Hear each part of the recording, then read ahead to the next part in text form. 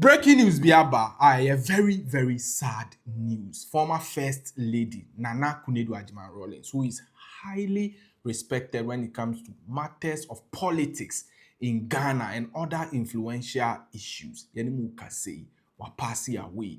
It's just wa training kwa. Now someone could be blunt to say she is dead. And of this news has been confirmed. And fake news and a rumor. It has been confirmed by top portals in the country. So munya abotre na issues bi esisi ye mo rushing no the hospital.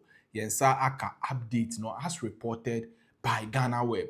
Yeah, did that particular update and so ebebrem. Now so enne such a black day for Ghana and our political history. So Adolfo, she died at the age of 76 years old. Now answer no be say a day in a see no.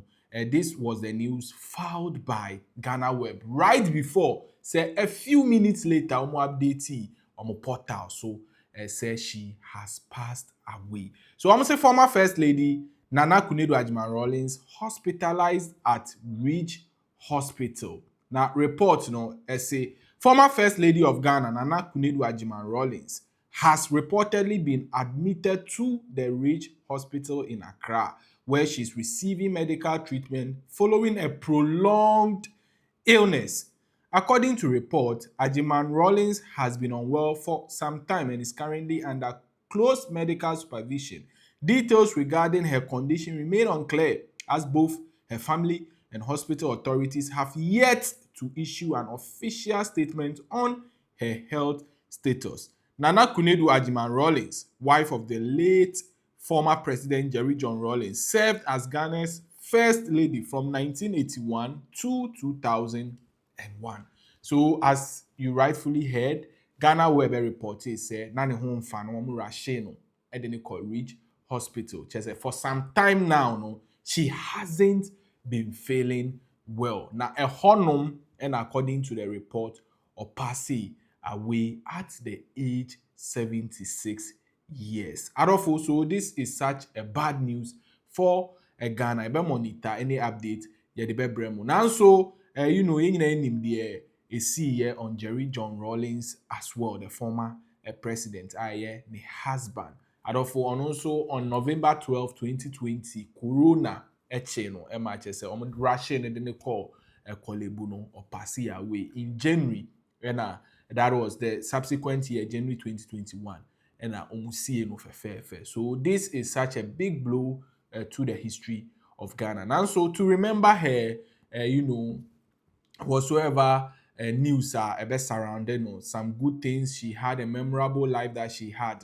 6 years ago, granted a very interesting interview on TV3 with Johnny. Just can simply answer a few questions concerning her life. As a sign off, Mama share that video. Vimbas TV so. What influence did they have on you to become what you became, being the First Lady, subsequently championing women agenda across the world? The influences were many and very strong. Okay. Not just from my father, but also from my mother. Because really, it takes a woman to nurture a home, right? Very, very. It's like we were many girls, so they kept a strong iron fist on us. Okay. But it is the upbringing, the do's and don'ts. What makes somebody into a formidable person? Why you don't go a certain way? Why you don't say certain things? Why you respect your adults? Okay. What you do, how you dress up, everything. So they kind of helped us or shaped me the way I am. Your father, for example, wouldn't condone you killing a lizard or any other insect. If you're not going to eat it. Yes, if you're not going to eat it, why? And he liked to do to go hunting as well and all of that. Your mother was a strict one because of her educational, background and all of that. But how your father had a lot of political class friends. How did he manage to walk a very fine line to maintain both sides and yet kept a very fine line? It was a very interesting phenomenon, I'll say. My dad had 52 brothers and sisters. 52? Yes. Wow. And that's a country. maybe a village.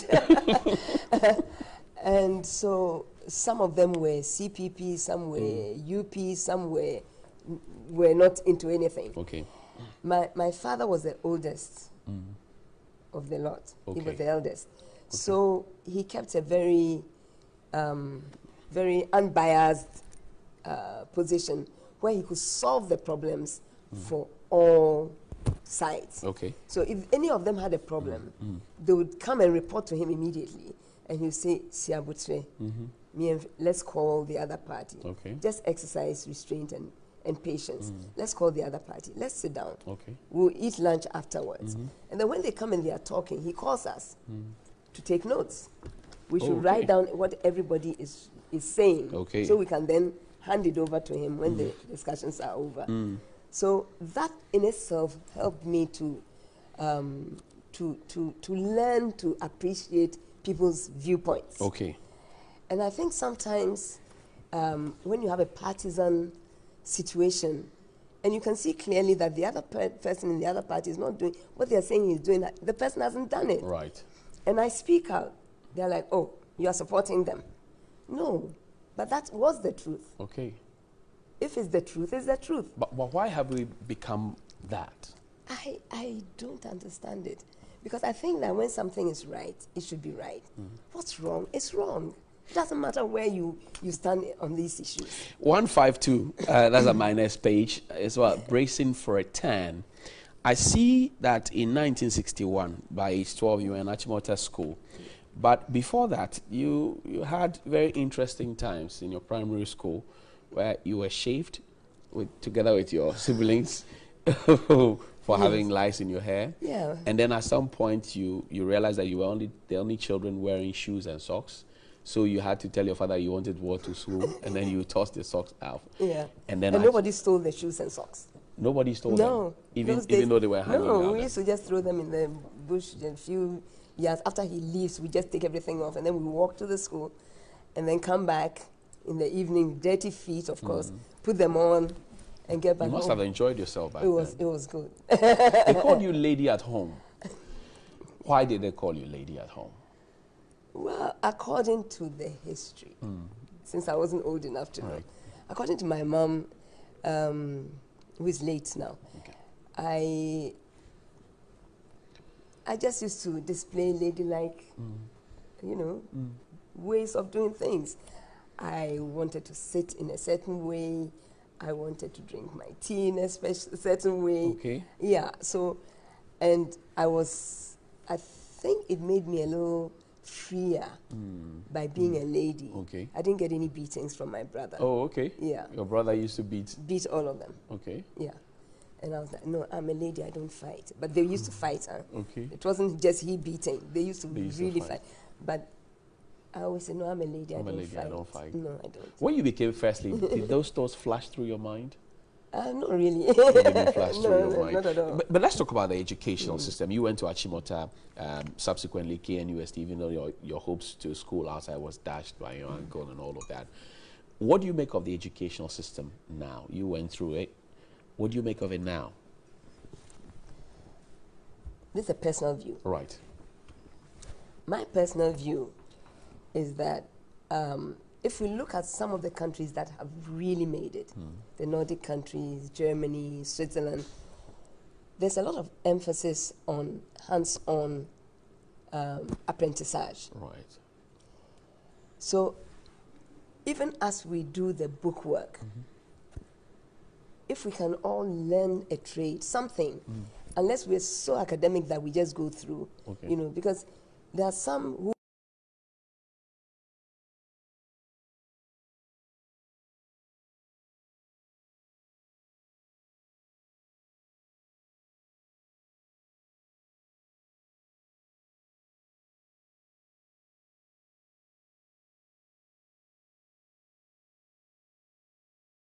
says writing